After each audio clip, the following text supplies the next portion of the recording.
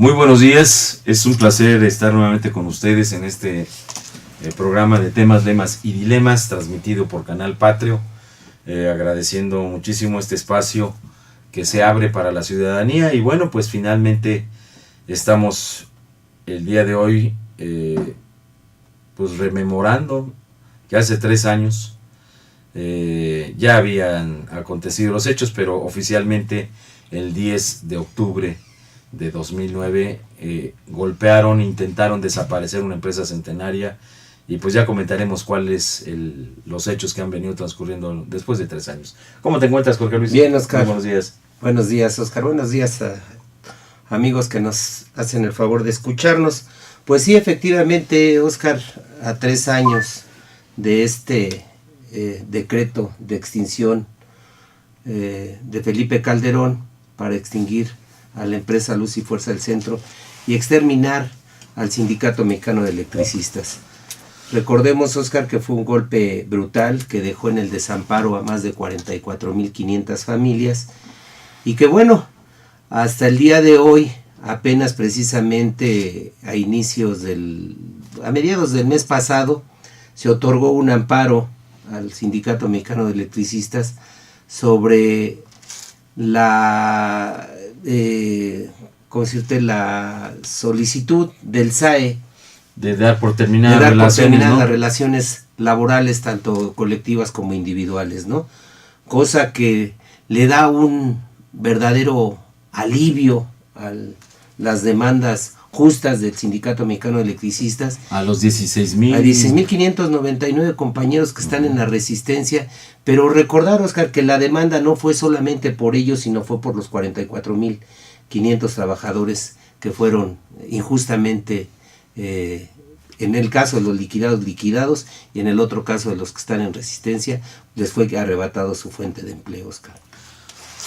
Pues, miren, yo creo que lo primero que debemos rescatar son las circunstancias que desde los primeros instantes ha venido reiterando el movimiento de resistencia de estos trabajadores de los 16,599, en voz de muchos de ellos, de su propia dirección, en donde se ha venido señalando todo lo arbitrario, injusto, inconstitucional, y que hoy queda a la luz pública, dado ya muy claro en los hechos, que fue una medida a todas luces, primero inconstitucional, porque el decreto se afirma es en base a la aplicación o la interpretación del artículo 16 de la Ley de Entidades Paraestatales.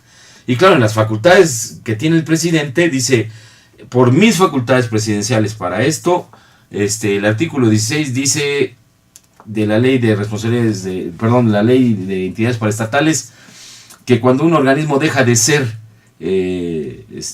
viable, pues lo pueden liquidar. Y eso definitivamente no es así, porque la propia ley también señala que los organismos para su extinción deben seguir los mismos trámites que se siguieron para su extinción. Y en este caso no siguió los cauces el presidente Calderón, y definitivamente pues desde ahí digamos legalmente hay un vicio de nulidad, pero que la tremenda Corte de Justicia no quiso ver en el momento en que a sus manos llegó dilucidar ese asunto sobre la constitucionalidad o no del decreto de extinción. Pero eso no obstó para que el Sindicato Mexicano de Electricistas, insisto, la resistencia de sus trabajadores, escogieran o se decidieran, no escogieran, sino se mantuvieran en la lucha, sobre todo partiendo del principio que ellos iban a agotar todas las instancias legales a su recurso para hacer valer sus derechos como trabajadores y además como mexicanos defendiendo una industria nacional. Pero mira, hay un audio que me parece que es muy importante.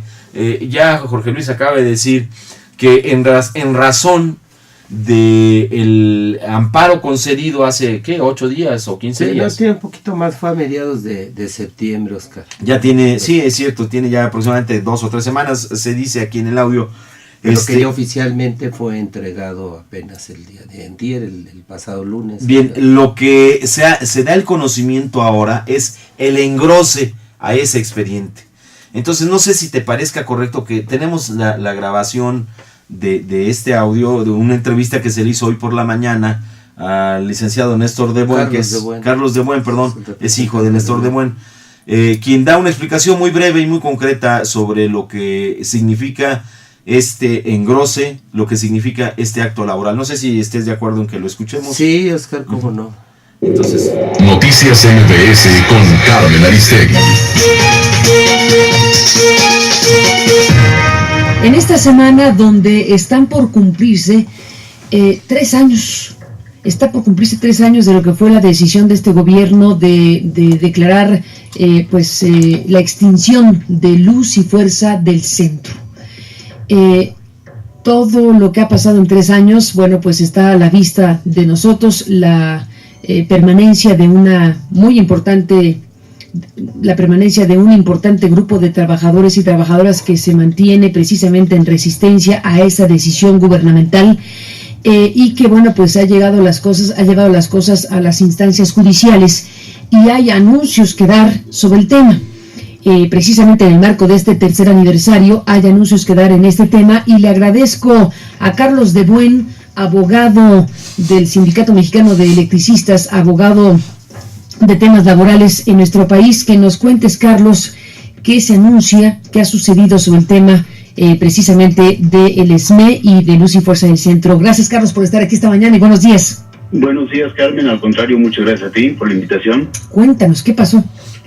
Bueno, en realidad desde el día 13, si mal no recuerdo, se resolvió en el segundo tribunal colegiado en materia de trabajo del primer circuito, desde aquí en el Distrito Federal, conceder el amparo al Sindicato Mexicano de Electricistas y pues a los 44,000 trabajadores representados por el sindicato en contra de una resolución de la Junta Federal de Conciliación y Arbitraje, que había aprobado la terminación de las relaciones de trabajo pues de todos los que trabajaban en Luz y Fuerza del Centro. Lo que, a pesar de que teníamos con la razón absoluta y total, eso nunca lo... Noticias MBS con Carmen Aristegui. En esta semana donde están por cumplirse 3 años, está por cumplirse 3 años de lo que fue la decisión de este gobierno de declarar la extinción de Luz y Fuerza del Centro. Todo lo que ha pasado en 3 años, bueno, pues está a la vista de nosotros, la permanencia de un importante grupo de trabajadores y trabajadoras que se mantiene precisamente en resistencia a esa decisión gubernamental, y que, bueno, pues ha llevado las cosas a las instancias judiciales y hay anuncios que dar sobre el tema. Precisamente en el marco de este 3er aniversario hay anuncios que dar en este tema, y le agradezco a Carlos de Buen, abogado del Sindicato Mexicano de Electricistas, abogado de temas laborales en nuestro país, que nos cuentes, Carlos, qué se anuncia, qué ha sucedido sobre el tema. Noticias MBS con Carmen Aristegui. Algo está sucediendo. Técnicamente se está repitiendo el audio. Pero bueno, vamos En esta semana donde están por... Adelántale un poco. No hay forma de adelantarlo, no. 3 años de lo que fue la decisión de este gobierno de declarar Bueno, tercer intentona, Oscar, a ver si se escucha. Todo lo que ha pasado Ofrecemos una disculpa, ¿no? Son una cuestión de una falla técnica por aquí. La permanencia de un importante grupo de trabajadores y trabajadoras que se mantiene precisamente en resistencia a esa decisión gubernamental, y que, bueno, pues ha llevado las cosas a las instancias judiciales y hay anuncios que dar sobre el tema.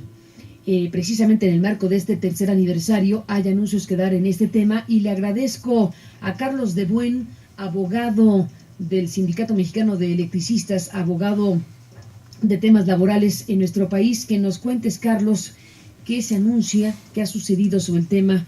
precisamente. Noticias. Pues no logramos bajar completo, se está repitiendo.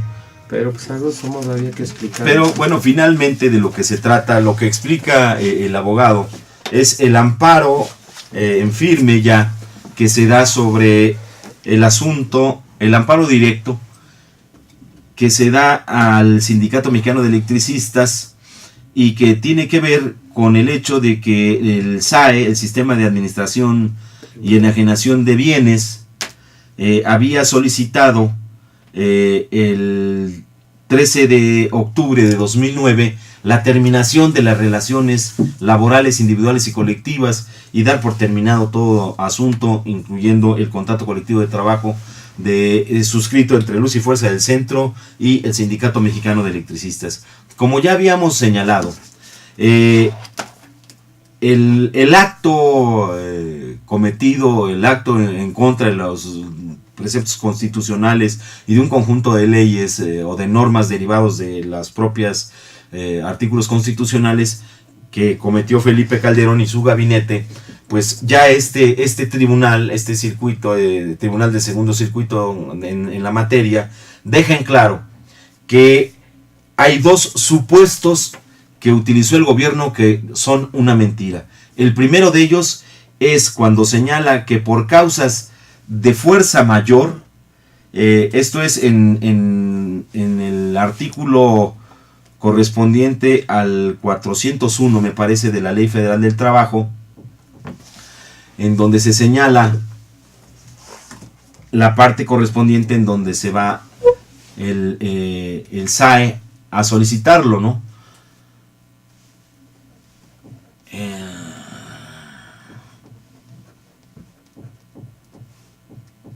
Dice que se cita en la demanda del SAE, en el artículo 433, la terminación de las relaciones de trabajo como consecuencia del cierre de las empresas o establecimientos en la reducción definitiva de sus trabajos, sujeta a las disposiciones de los artículos siguientes, e invocan ellos en primer momento el 434, en donde dice, son causas de terminación de las relaciones de trabajo, y en la fracción primera que ellos citan señala, la fuerza mayor o el caso fortuito no imputable al patrón o su incapacidad física o mental o su muerte que produzca como consecuencia necesaria, inmediata y directa la terminación de los trabajos. Nos quedamos pues entonces hasta la primera parte de esta fracción primera, en donde señala la fuerza mayor o el caso fortuito no imputable al patrón.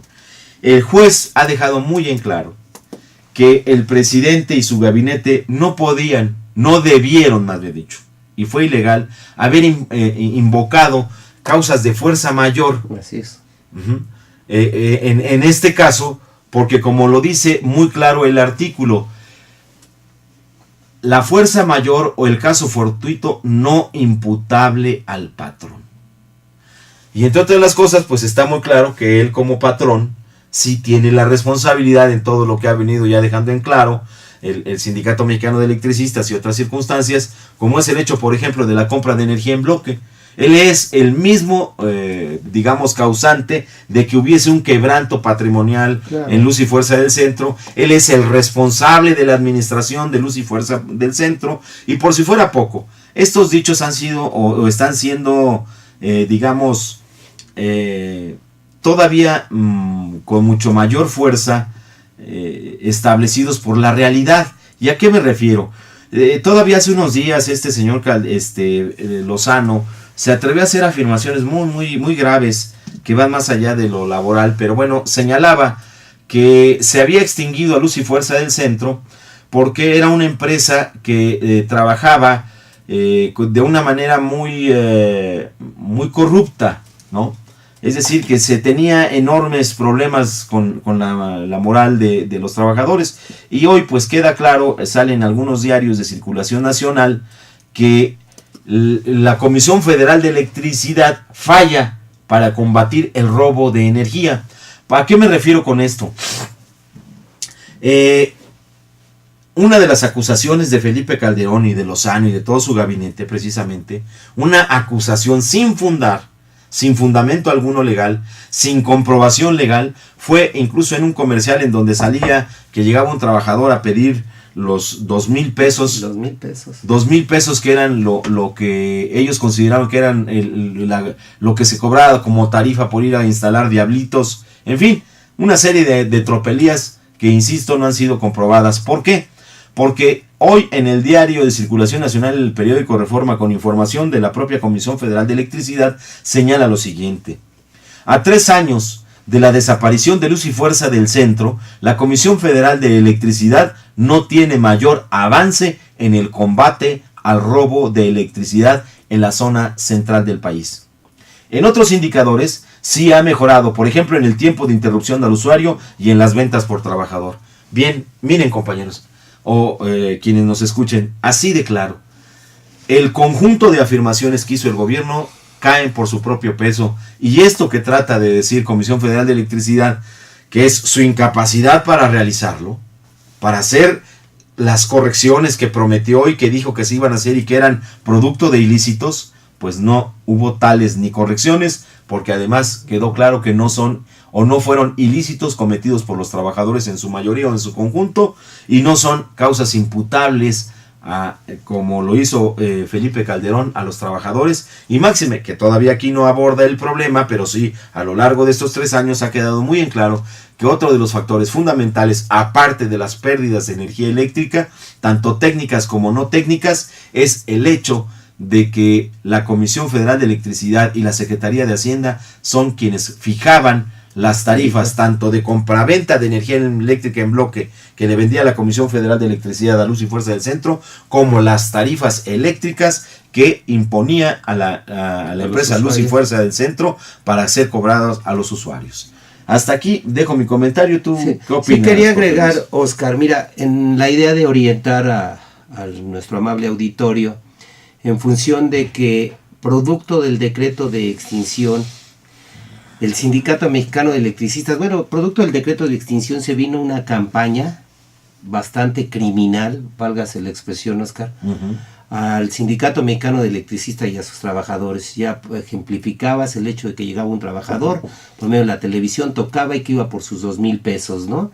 Se nos acusó que éramos trabajadores de privilegio, que teníamos unos salarios exuberantes, que queríamos delfinoterapia, etcétera, etcétera. Una serie de acusaciones graves que no comprobables del gobierno, pero sí que pretendían que tuviera sus efectos mediáticos con toda la población mexicana, Oscar. Realmente le resultó. ¿Cuáles fueron las vías que el Sindicato Mexicano de Electricistas siguió después del decreto de extinción desde el punto de vista legal? Bueno, hubo dos demandas particularmente que llevó a efecto el Sindicato Mexicano de Electricistas. Recordemos, Oscar, que la primera fue la inconstitucionalidad del decreto, que se fue a solicitar al Congreso que hiciera esta solicitud, porque desde el punto de vista constitucional y también legal en términos de nuestro contrato colectivo de trabajo y de la propia Ley Federal del Trabajo, se establece que el Ejecutivo debió haber seguido los mismos pasos en los que fue creado el organismo, que fue creado en febrero de 1994. Al ir al Congreso de la Unión, a la Cámara de Diputados, ahí pues entre el PRI y el PAN,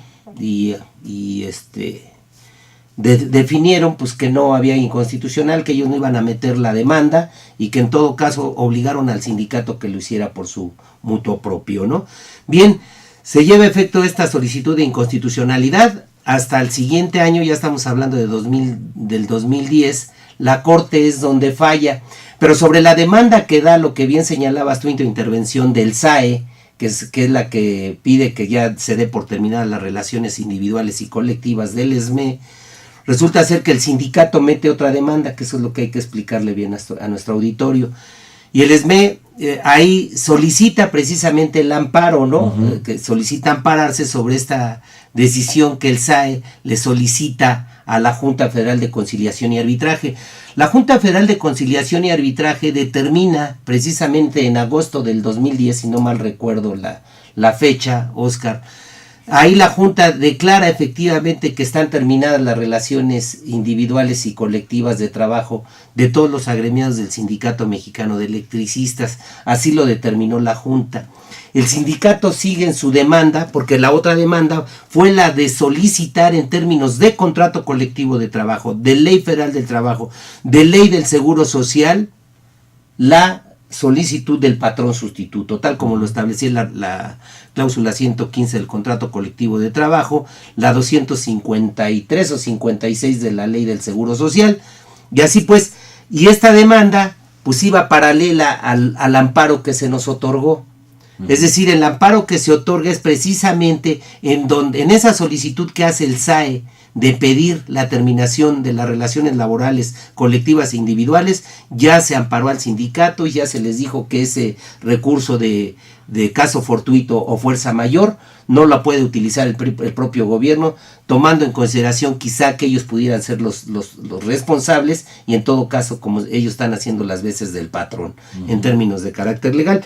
Y finalmente, Óscar, lo que sigue es todavía la cuestión de que se tendrá que reconocer desde el punto de vista ya legal, y que nosotros no hemos venido sosteniendo casi desde el inicio del conflicto, es que se le otorgue a los trabajadores de Luz y Fuerza el patrón sustituto, Oscar, y que aquellos trabajadores que fueron liquidados fueron engañados, tal como, qué lástima que no se escuchó la entrevista de Carlos de Buen, en donde él dice que ahí se ejerció una presión mediática de engaño a todos aquellos trabajadores que se liquidaron, pero que fueron engañados y que están en toda la posibilidad, que además la demanda que metió el sindicato fue por más de 44,500 trabajadores, y que sigue en esa misma posición en función de exigir que se dé la cuestión del patrón sustituto, y que este amparo pues ya simple y sencillamente, Óscar, le da un respiro total y absoluto a los trabajadores del ESME.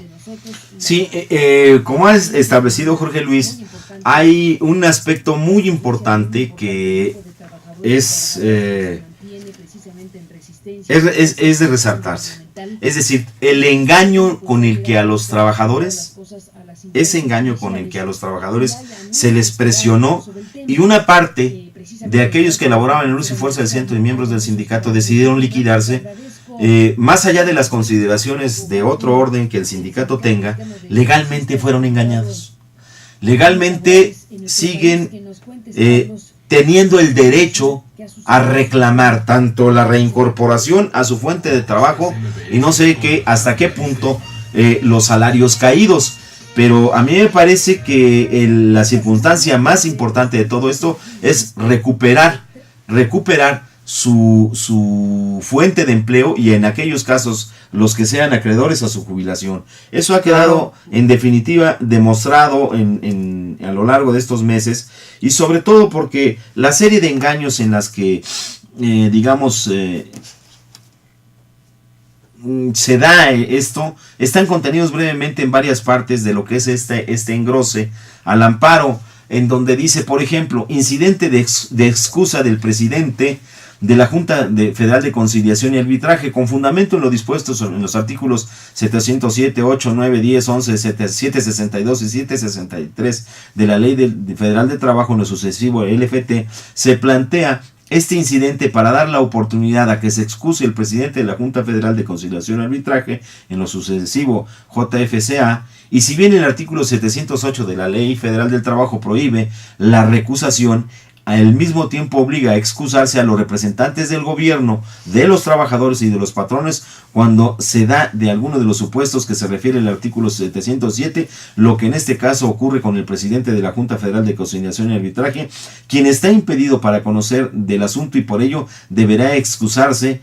Y vamos a ver qué dice el artículo 707 de la Ley Federal del Trabajo. Seguramente, fíjense nada más hasta dónde pudo haber llegado o llegó esta infamia, ¿no? Tantas mentiras que se han venido señalando. El artículo 707 dice: los representantes del gobierno, de los trabajadores o de los patrones ante las juntas y los auxiliares están impedidos para conocer de los juicios en que intervengan cuando tengan parentesco por consanguinidad dentro del cuarto grado o afinidad dentro del segundo con cualquiera de las partes, tengan el mismo parentesco dentro del segundo grado con el representante legal o abogado del procurador de las partes, tengan interés personal directo o jurídico o en el juicio, alguno de los litigantes o abogados haya sido denunciante o querellante o acusado del cónyuge o que se haya constituido como parte de una causa criminal contra cualquiera de ellos siempre que se haya ejercitado la acción de penal correspondiente. Bien, finalmente, esto señala que el presidente de la Junta Federal de Conciliación y Arbitraje, que no tengo precisado quién es, pero habrá que buscarlo. ¿Quién él dices? El presidente de la Junta. Ah, no, el presidente. No, este no, es es el magistrado. Magistrado, sí. Sí. Entonces, ya desde ahí observemos cómo en esa exculpación o esa abstracción que se hace de su participación, se dejan muchas causas abiertas, pero hay una parte en donde se señala en el propio engrose que a mayor abundamiento en la conferencia de prensa que con diversos funcionarios del gobierno federal el 11 de octubre de 2009, el secretario de Trabajo y Previsión Social sostuvo lo siguiente: significa que para un evento de esta naturaleza, donde las relaciones laborales terminan precisamente por la existencia de una causa de fuerza mayor, como lo es, digamos, de manera ajena a la administración del organismo, fíjense ya cómo hace él. Así es. La administración del organismo a los trabajadores y a su sindicato. En un decreto ejecutivo, la Ley Federal de Trabajo prevé que esta causa de fuerza mayor expresamente es una causante de las terminaciones tanto individuales como colectivas del trabajo. Para eso el SAE debe dar aviso en su carácter de liquidador del proceso a la Junta Federal de Conciliación y Arbitraje, quien dará vista a las partes de la existencia de esta causa de fuerza mayor, y la Junta, después de escuchar a las partes en audiencia, resuelve entonces en consecuencia la terminación de las relaciones laborales tanto individuales y colectivas, y en ese laudo dicta cuáles serán las medidas necesarias para la liquidación de los trabajadores. Estas declaraciones fueron obtenidas directamente desde la página de internet de la Presidencia de la República. Como se puede observar, continúa diciendo el documento, el titular de la Secretaría del Trabajo y Previsión Social, Javier Lozano, en lo sucesivo Secretaría de Trabajo y Previsión Social, quien es también nombrado y removido con toda libertad por el presidente de la República, adelantó que las relaciones laborales terminaban por una causa de fuerza mayor, concretamente el decreto del Ejecutivo, y que el SAE daría aviso a la Junta Federal de Conciliación y Arbitraje sobre en la cual resolvería la terminación de las relaciones laborales tanto individuales como colectivas. Fíjense lo que señala aquí. La mano de Lozano ahí, pues. Ya que el SAE daría aviso a la Junta Federal, la cual resolvería la terminación de las relaciones laborales tanto individuales como colectivas. Y se supone una debida injerencia en las decisiones de autoridad jurisdiccional, y se hace patente la parcialidad y la subordinación de la Junta Federal de Conciliación y Arbitraje hacia la Secretaría de Trabajo y Previsión Social, concretamente hacia Javier Lozano. Y si bien es cierto que la declaración del titular nos obliga a que la Junta Federal de Conciliación y Arbitraje, es evidente que dada la relación entre todas las partes y su dependencia directa del presidente de la República, el presidente de la Junta Federal carece de la más mínima autonomía para decidir sobre el presente conflicto. Solo con estas partes podemos abordar que el hecho de que un tribunal se haya atrevido a decir estas cosas es una situación muy difícil para lo que ha venido viviendo este conflicto. Y debo señalar por qué.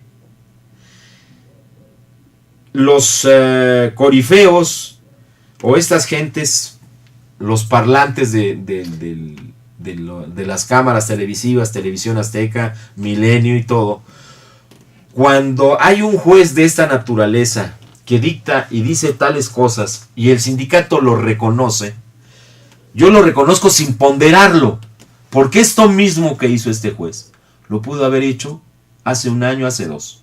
Sí, hasta los 3 años. ¿Sí?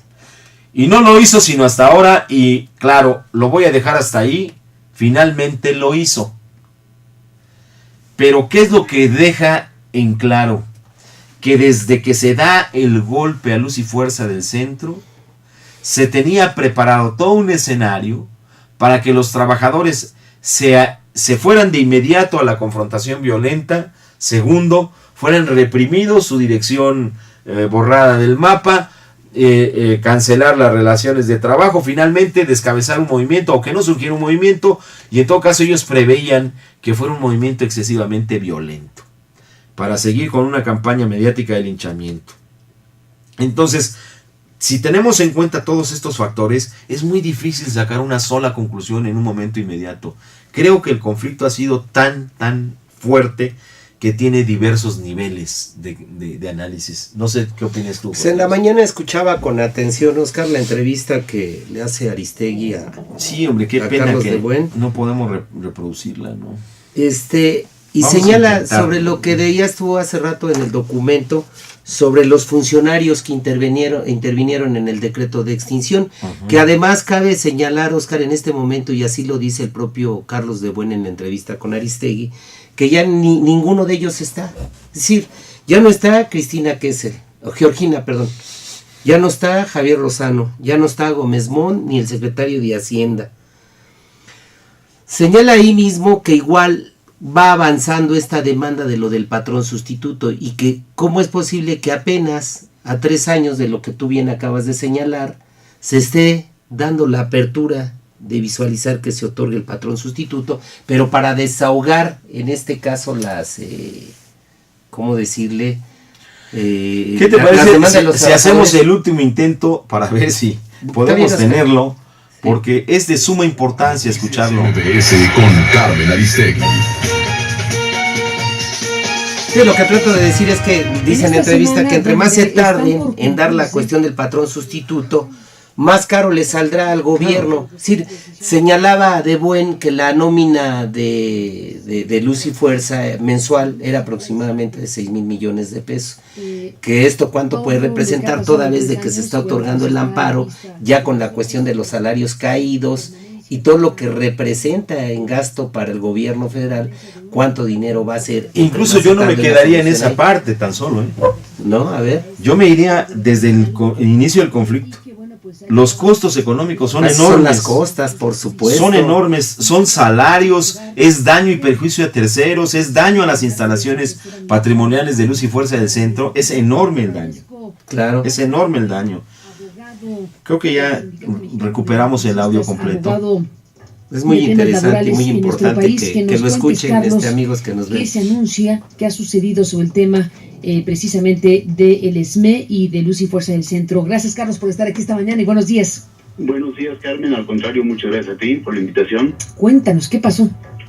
Bueno, en realidad desde el día 13, si mal no recuerdo, se resolvió en el segundo tribunal colegiado en materia de trabajo del primer circuito, desde aquí en el Distrito Federal, conceder el amparo al Sindicato Mexicano de Electricistas y pues a los 44,000 trabajadores representados por el sindicato en contra de una resolución de la Junta Federal de Conciliación y Arbitraje que había aprobado la terminación de las relaciones de trabajo pues de todos los que trabajaban en Luz y Fuerza del Centro. Lo que, a pesar de que teníamos pues la razón absoluta y total, eso nunca lo dudamos, pues no dejó de sorprendernos la contundencia de esta resolución que supimos apenas este lunes, que se publicó la sentencia, una sentencia, por cierto, que en su versión electrónica, la versión publicada, tiene 449 hojas, lo cual explica de alguna manera que ya hayan tardado pues 3 semanas más o menos en lo que llaman ellos el engrose, hace grueso el expediente. Noticias MBS con Carmen Aristegui. No quiere. Pues no quiere, pero hasta aquí. En el mío? No, el problema es que no baja todo el buffer. Este es un problema de fallas de internet, ¿no? O sea, tenemos una banda ancha móvil que no alcanza a bajar todo el archivo completo y entonces baja por partes y se está repitiendo, ¿no? Qué lástima. Qué pena que en este país andemos así, ¿no? Pues bien. Bueno, pues continuando con tu...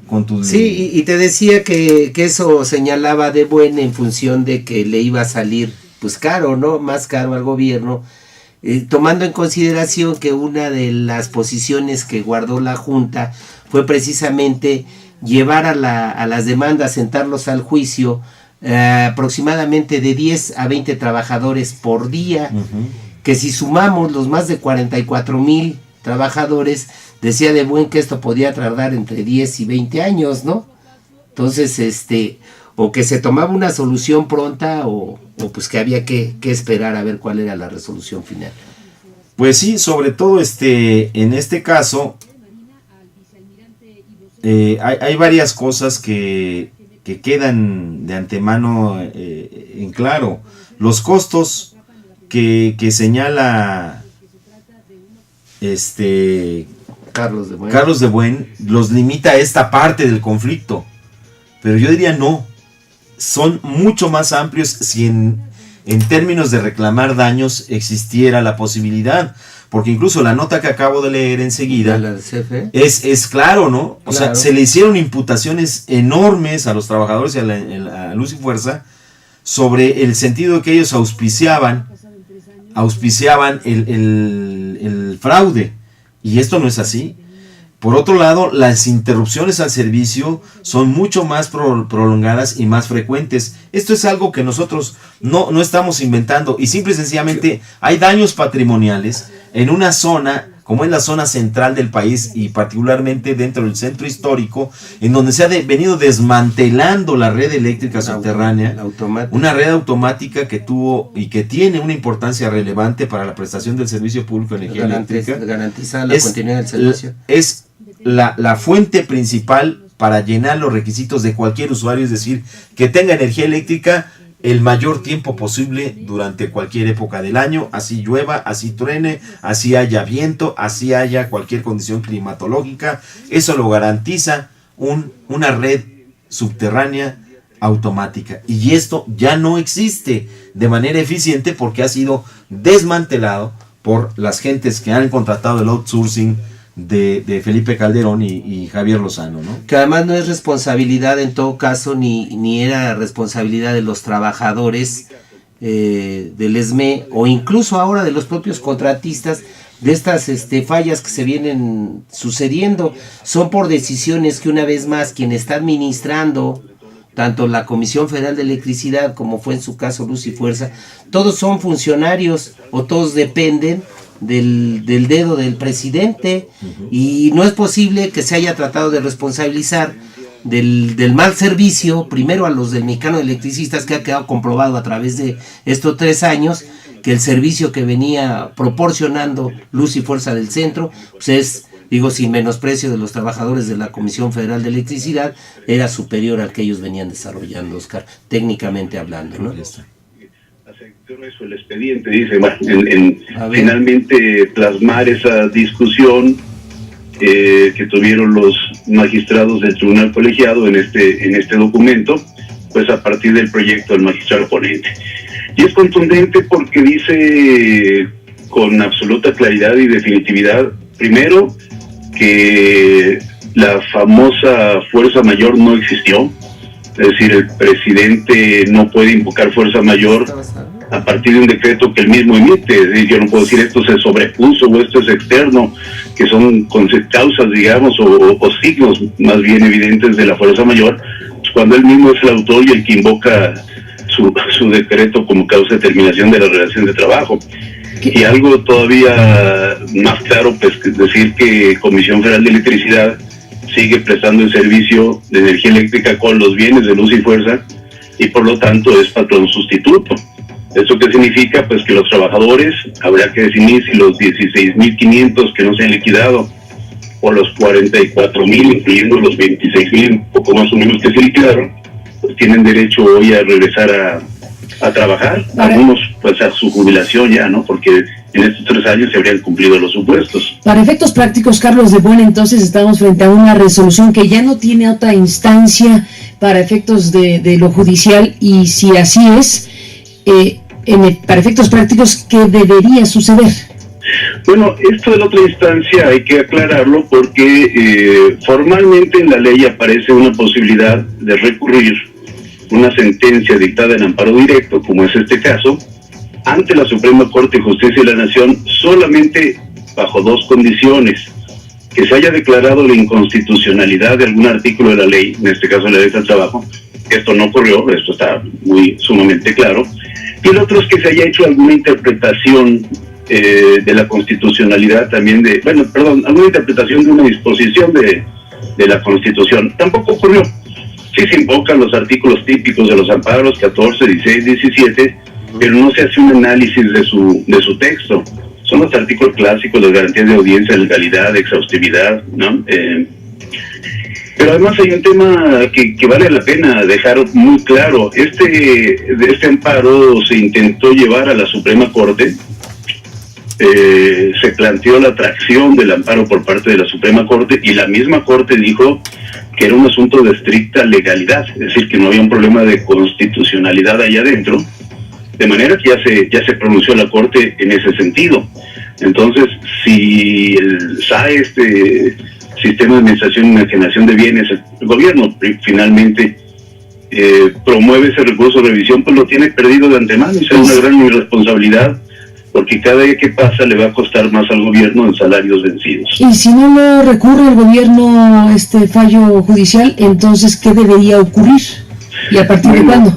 Bueno, aquí hay otro tema también que hay que explicar brevemente. En realidad hay dos juicios en la Junta Federal.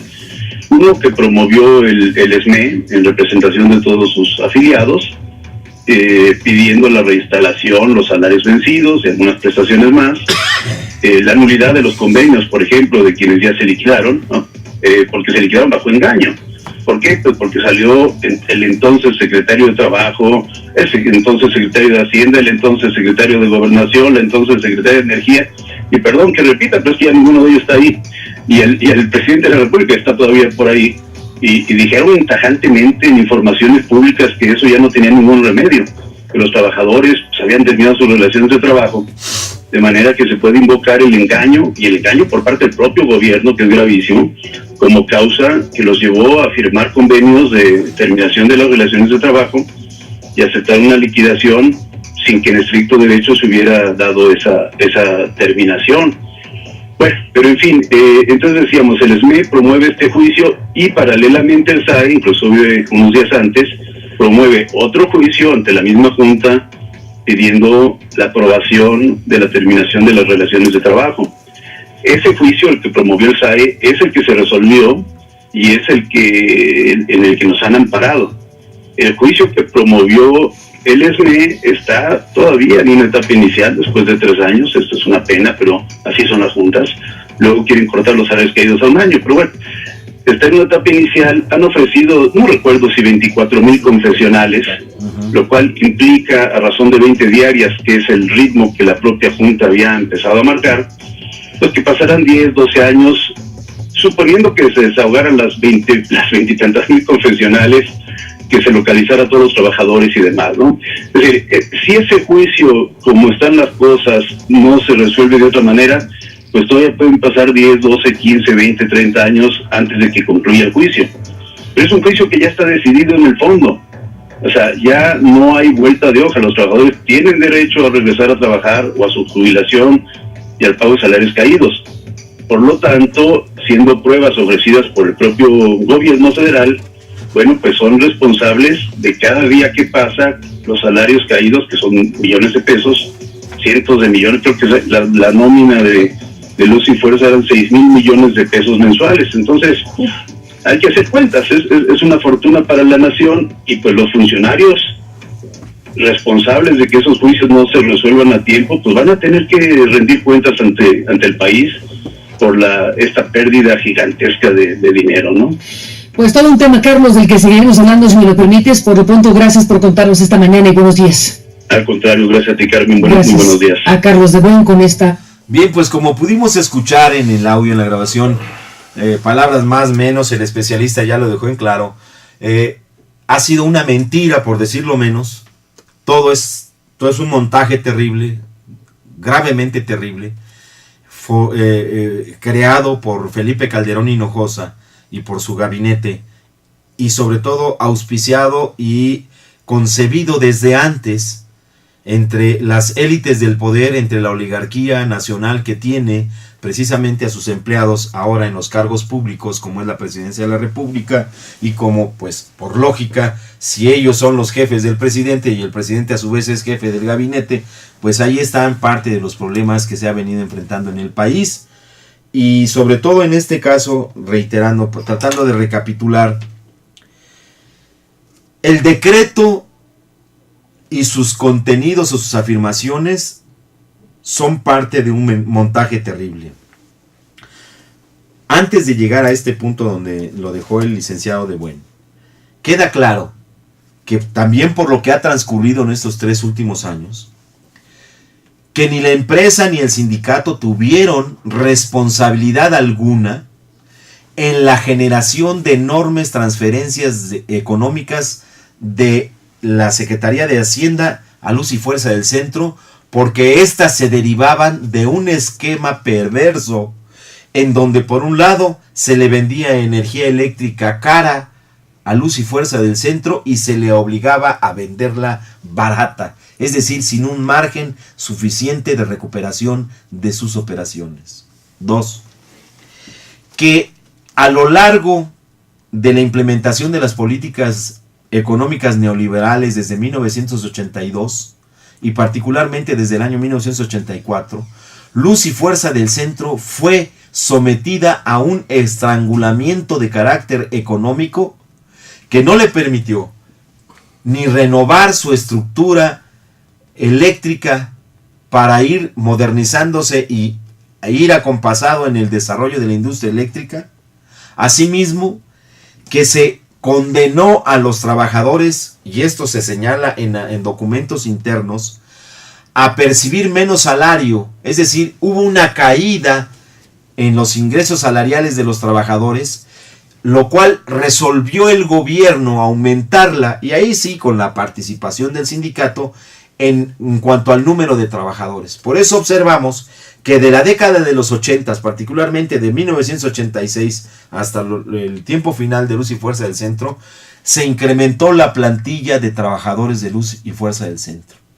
Y esto tiene una explicación técnica económica, porque hay un estudio que se realizó por parte de los trabajadores en el año de 1982-84, y lo digo concretamente, nosotros participamos en ello junto con otros camaradas, el compañero José Antonio Almazán, pero particularmente el compañero Fabián Ortiz Ramírez, quien es economista, y detectó que a lo largo del tiempo, es decir, por ahí de 1991-92, en que formamos parte de unas comisiones mixtas de productividad, señaló que el deterioro salarial de los trabajadores había traído como consecuencia que con lo que antes Luz y Fuerza pagaba a un trabajador, ahora pagaba a 4. Es decir, que prefirió la vía de contratar más personal que incrementar los salarios. Eso, por un lado, tiene también como consecuencia una decisión directa de la administración, que por no reconocer el descalabro de los salarios de los trabajadores, él fue quien propició el que alcanzara un número de 44,000 trabajadores Luz y Fuerza del Centro. Esta es una parte muy técnica, pero que hay que abordar, porque definitivamente en ello participó el sindicato, pero definitivamente quien tiene la obligación de administrar y de reconocer estas cosas son los designados por el presidente de la República. Y si ya los trabajadores habíamos hecho mención de que se estaba escogiendo la vía para utilizar la fuerza de trabajo de manera intensiva o extensiva, ellos prefirieron la vía extensiva, es decir, contratar a más trabajadores. Y concluyó con lo siguiente: compra de energía eléctrica cara y vendida barata. El crecimiento de la plantilla desproporcional por corresponder a un diseño macroeconómico que no se viera reflejado en los aumentos de salario de los trabajadores, y era preferible entonces a engrosar un problema contratando a más trabajadores. 5 o 4. Llevar a la administración de Luz y Fuerza del Centro a un conjunto de administradores directamente nombrados por el presidente de la República y que a todas luces no tenían ni la capacidad, ni la experiencia, y mucho menos la intención de salvaguardar los intereses de la nación y representados en luz y fuerza del centro en términos de lo que señala la fracción sexta del artículo 27 constitucional. ¿A quiénes me refiero? Bien, pues a la salida, y esto no es un reconocimiento ni una loa, simple y sencillamente debo señalar que a la salida de Jorge Gutiérrez Vera, salvo un periodo muy breve en donde llega Mardoqueo Staropolsky Novalsky, que era un ingeniero desarrollado en toda su carrera laboral en Luz y Fuerza del Centro, empezó siendo sindicalizado hasta terminar como director de Luz y Fuerza del Centro. A excepción de este último director, el resto de los que llegaron, llámese Caso, que fue el último de los directores nombrados por el priismo, y después, bueno, imagínense, llegó Mariano Piña Olaya, exgobernador de Puebla, a dirigir Luz y Fuerza del Centro.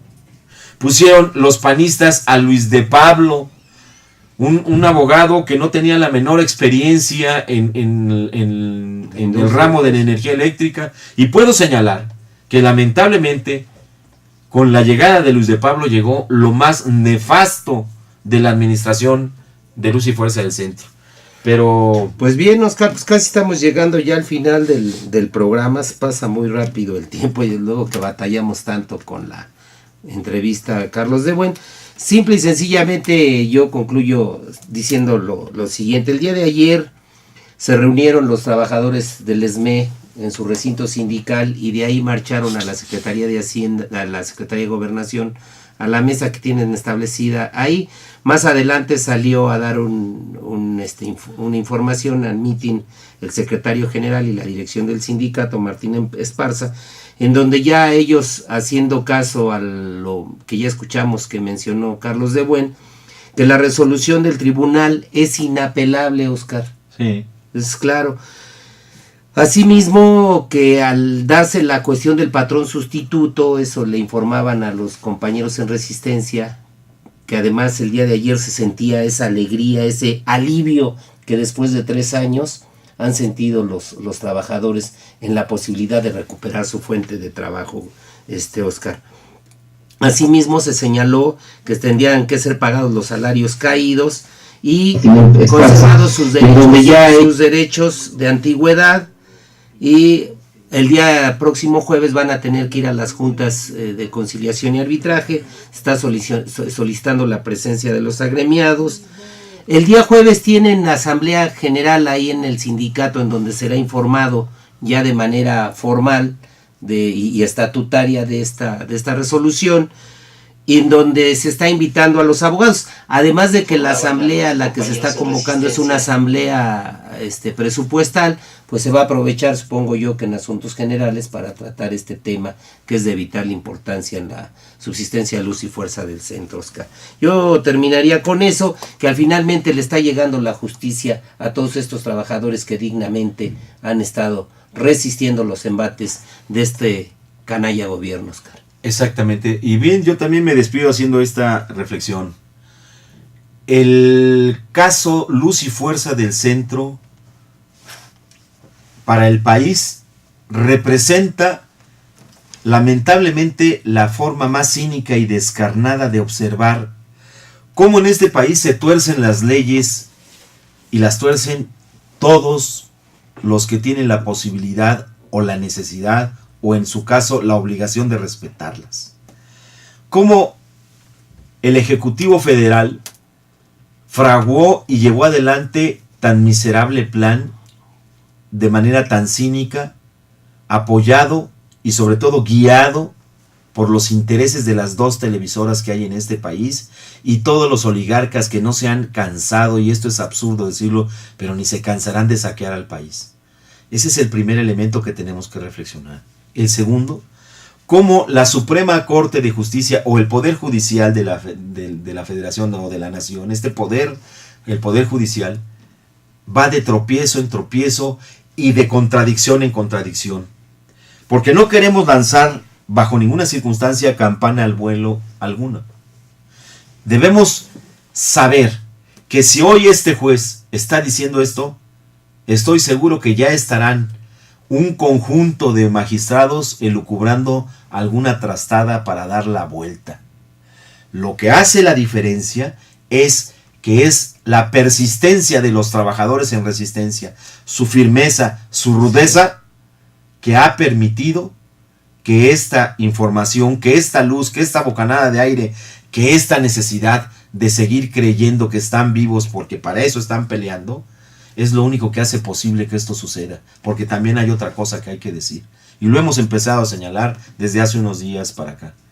Hay quienes también dentro del propio gremio no han tenido conmiseración ni han sentido dolor de lastimar a los que son como él o a los suyos. Y no me refiero a los traidores que desde un principio se prestaron o fueron parte de la herramienta que utilizó tanto la oligarquía como el gobierno para golpear al ESME. Uno de ellos ya está en la cárcel. El otro es un senecto que cuando no chucharea, cacharea cuando habla, y que es Jorge Sánchez, y que está rematadamente loco, pero no crean que está tonto. Ese hombre va por el dinero y robó mucho dinero al Sindicato Mexicano de Electricistas. No, me refiero, y lamentablemente hay que decirlo, a quienes dentro del propio sindicato en la actualidad, como lo es Humberto Montes de Oca, y estamos dispuestos a abrir esta discusión en público, y sabemos a lo que nos arriesgamos, porque Humberto Montes de Oca está comprobado que tiene una pandilla de golpeadores, que han mandado golpear, que han mandado al hospital a algunos trabajadores electricistas que se han atrevido a señalar una mala conducción en el movimiento. Ha sido causa suficiente para que este señor haya hecho ese tipo de imputaciones y otras de otro tipo sobre infiltrados. Y yo creo que aquí se abre otro capítulo, que es, llega el momento, y como hemos escuchado en muchos lugares de la resistencia, en donde se resistían, por ejemplo, en las pasadas elecciones y las anteriores, abrir un frente y decir, bueno, democráticamente podemos impulsar a otros quienes nos dirijan, y decían, es que hoy la situación es tan grave que habrá que esperar para llegar a hacer cuentas. Y yo creo también que en ese sentido, los trabajadores electricistas en resistencia sabrán tomarle las cuentas a aquellos que por la responsabilidad que tenían, porque de opinar, todo mundo puede opinar, eso no obliga ni compromete a nadie, pero quienes desde la dirección del Sindicato Mexicano de Electricistas han cometido actos de deslealtad y de deshonestidad para con sus compañeros, como los cometidos por Humberto Montes de Oca, que no tan solo se quedan en el estado de ebriedad permanente, el no asistir a representaciones en el estado de Sonora, en Detroit y en otros lugares por precisamente sus problemas de salud con el alcohol y la dependencia de sustancias que lo mantienen alejado del cargo, y además la prepotencia y la arrogancia y la violencia con la que responde a los trabajadores, el nepotismo con el que se maneja en función a su esposa o novia, lo que tenga en el sindicato, eso será tema de otros programas, pero finalmente hay una luz para los miembros del Sindicato Mexicano de Electricistas. Nos vemos el próximo miércoles. Canal Patrio, voz e imagen.